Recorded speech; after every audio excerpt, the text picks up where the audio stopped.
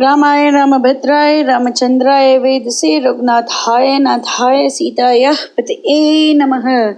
Yuddha chapter number 60. Kumbhakarna roused from his sleep. The recitation begins now. Ravana entered Lanka. He turned back again and again, for he was afraid that the arrows of Rama might chase him even there. He was shorn of his pride and his heart was troubled mightily. Like an elephant pursued by a lion, like a serpent pursued by Garuda, he was defeated by Raghuvira the mighty and was put to disgrace. Wonder of wonders, arrows like these! I never dreamt that there were any such. They blazed like the rod of Brahma. They blinded one with their lightning splendor. This thought came upon him again and again and made his heart heavier with sorrow. He reclined on his throne of purest gold and spoke to the Rakshasas around. All my tapas, laid up with indescribable effort and trouble, has now gone to waste. I, who put to rout again and again the gods, the asuras, and Indra himself, have now met with defeat and disgrace at the hands of a puny mortal, is it not? The terrible curse that Brahma had laid upon me in the past, would it go for nothing? He said, fear and danger comes to you from men. And those words have proven true right now. I prayed that I should not meet my death at the hands of gods, Danavas, Gandharvas, Yakshas, Rakshasas, Pannagas, and the others. That much and no more. But I counted not men along with them. They were too insignificant in my estimate. In the far past, Anaranya, the king of the Ikshvaku race, was defeated and slain by me. His last words were, wretch, meanest of the Rakshasa race, woeful and wicked. There comes in my line a mighty hero who will slay in fair fight yourself, sons, kith and kin, and the entire Rakshasa brood. Now this Rama, the son of Dasharatha, has he taken human shape to send me to my death? When I laid violent hands on Vedavati of peerless chastity, she has laid upon me a dreadful curse. I will be your fate. And to make good her word, has she come back as Sita, the daughter of King Janaka? Parvati, Nandi, Rambha, the daughter of Varuna, these four were endowed with extraordinary might of tapas. The words will not grow fruitless. I should ponder deeply on these points and take measures to defeat my foe. Let all our Rakshasas guard the inner fortifications, towers, and the houses adjoining them. Kumbhakarna, my brother, is of matchless might and strength. He extinguishes the pride of the gods and the asuras, and he is now sunk in deep sleep through the curse of Brahma. Awake him! Sometimes he sleeps on free of care through 9 or 6 or 7 or 8 months. But on the other hand, sleep does not visit my tired eyes. Every step I take is foiled. My plans go for nothing, and care and anxiety lie heavy in my heart. It is only some 9 days ago that he was present at our council chamber before he went to his sleep. So it is easy for us to rouse him. What do we lack since we have such a man of might as he? He is a past master in battle. He towers like a lofty peak on the mountain of the Rakshasa race itself. He will slay out of hand in a moment Rama, Lakshmana, and the monkeys. Like unto the army that is filled with enthusiasm and courage at the sight of the commander on the field of battle, our Rakshasa forces have but to catch sight of this crest jewel of the Rakshasa race on the battlefield, to grow in strength and courage and energy. But it is a pity he is not conscious of his own greatness and spends his intellect in small things and delights in long sleep. Else he would have achieved many a deed of fame and valor. I have been put to disgrace sorely in this dreadful battle. If Kumbhakarna were awake, I have no call to be anxious. Alas, it is a pity that I have to rouse him from his sleep. What shall I do? I see no other way. I am beset by these troubles. I am put to disgrace. I have a brother like unto the king of the gods in strength and valor. yet I grieve without receiving any kind of assistance from him. So take the necessary steps to rouse him as soon as you can." Thereupon the servants of Ravana were at a loss to find means to rouse Kumbhakarna at the wrong time. They took themselves to his palace with heavy hearts. Yet they resolved to carry out the orders of Ravana and partook plentifully of flesh and bloom, that they may be fully equipped with the might and power to rouse him. They made ready mountainous heaps of flesh, cakes, perfumes, garlands, as also drinks and incense. The cave where the Rakshasa lay asleep was 1 yojana square. The gate was correspondingly large and spacious. The building was very skillfully constructed. The perfume that he was adorned with carried itself very, very far. The gale rushing from his nostrils blew them out of the cave again and again. Yet they were mighty men and stood firm and made their way into the cave with great difficulty. Many a platform, large and broad, was erected within it, and they beheld him extended at his length, with his limbs tossed about in frightful disorder like a huge mountain toppled over. They were sore afraid and gathered together to take measures to rouse him from his sleep. His body was covered all over with hair, long and hard like lofty trees. Like a huge serpent, mad with fury, he lay there breathing freely. The thunder of his snoring brought terror to the hearts of all creatures. His form and features were dreadful to behold, even when he lay passively in the arms of sleep. His nostrils were like huge mountain caves. His mouth was large and spacious like the netherworld Pathala. The fat and blood that trickled down from his mouth smelled awfully all around. He was adorned with a crown, armlets, garlands, and flowers. He lay in sound sleep, entirely unconscious of what became of his body and limbs. The Rakshasa's servants heaped up before him huge mounds of flesh of stags, bulls, oxen, and boars, like Mount Meru, and vast jugs and casks of strong drinks to wash it down when he should come out of his sleep.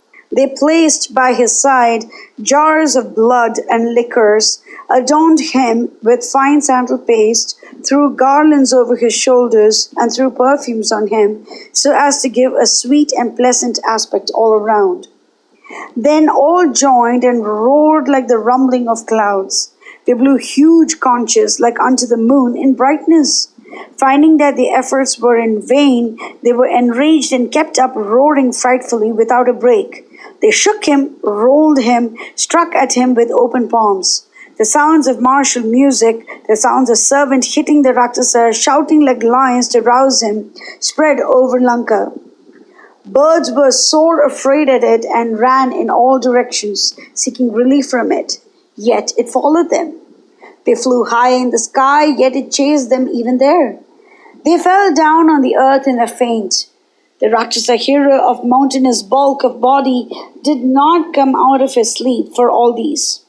The servants were mightily angry that they had nothing in return for their pains and trouble, and hit him until they were tired with wooden bars, iron bars, maces, blocks of stone, mountain peaks, and lofty trees. They hit him with their hands and fists. Yet Kumbhakarna was none the worse for it, nor was his sleep disturbed. Those Rakshasas were no weaklings, but they could not stand before rushing breath from his nostrils. Then those servants of dreadful valor made other preparations and banded themselves in a group of 10,000 and kept up a continuous uproar on the martial music. And those servants of Ravana, with bodies of the hue of collyrium mountains, found that for all their shouts and roars and blows from all sides, he was none the worse, and he did not come out of his sleep, devised other dreadful measures to effect their purpose. Countless horses, camels, and elephants were struck with rods, whips, and goads, and lashed to fury and driven over him. All the instruments of martial music were sounded with the utmost vehemence and force possible. Whips of iron tied to huge posts and wooden bars were freely used on his limbs, and mercilessly. The roar of it filled the town of Lanka, and the hills and forests around it trembled in affright. But Kumbhakarna was not in the least roused from his sleep. Then they struck and sounded thousands of huge war drums with golden rods at once. But that Rakshasa, thanks to the curse of Brahma, sunk deeper and deeper into the arms of sleep and was utterly dead to the world. Thereat, the Rakshasas were beside themselves with wrath. Some hit him with their fists, some stabbed him, some sounded huge drums, some roared until they were hoarse, some uprooted the hairs on his face, some bit at his ears, some poured countless jars of ice-cold water into his ears, but he moved not a hairbreadth through this terrible force of his sleep. Some strong men, expert in the use of swords and sticks, hit him again and again on his head, chest, and hands. Huge maces covered with leather and strongly bound with ropes and spike all over were in play over him from all sides without rest or interval. But there was not even any touch of feeling or sensation on his body. Then, as a last resource, they drove thousands of huge elephants over his body. Then and then alone was there some vestige of sensation over his body. He came out of his sleep somewhat and thought that some vermin were crawling over him. Then the Rakshasas took advantage of it and struck him again and again with all their might with lofty trees and mountain tops to bring him back to consciousness. But he made nothing of it and was angry at them for rousing him from his sleep in such an unseemly hour. Then fear touched him when he thought of the weighty reason that induced them to rouse him thus. Dreadful hunger caught him in his grip. He stretched his hands and legs and sat up. He flung out his arms, long like huge serpents, hard like mountains, and strong like their peaks. He opened his frightful mouth like unto the mouth of the ocean fire Badava, and yawned dreadfully. Then his mouth, like unto the dark netherworld Patala, took on the look of the sun rising on the top of the Mount Meru. Kumbhakarna indulged in his yawn and woke up. Then that Rakshasa of illimitable strength breathed fiercely, and the sound thereof was like the thunderstorms that blew from lofty mountains. As he sat there, his body decked with gold and gems resembled a black cloud bank, discharging its refreshing rains at the end of summer when lines of cranes surrounded. His eyes, cruel like blazing fires, rolled fiercely all over like lambent lightnings. He was lashing himself into fury at being roused before his time. They boded danger and destruction to others like the planets Saturn and Mars. Then the Rakshasas drew his attention to the huge heaps of food, flesh, and cakes that were placed before him, ready for his consumption. He devoured hills of flesh to calm his dreadful hunger, and drank correspondingly to slake his thirst. That was not enough for him, so he drained vessels beyond count, filled with liquor and fat. Then those servants noted that his hunger and thirst were appeased, and he was satisfied and in a pleasant mood. So they came before him, but slowly and with fear in their hearts, at rousing him at the wrong time.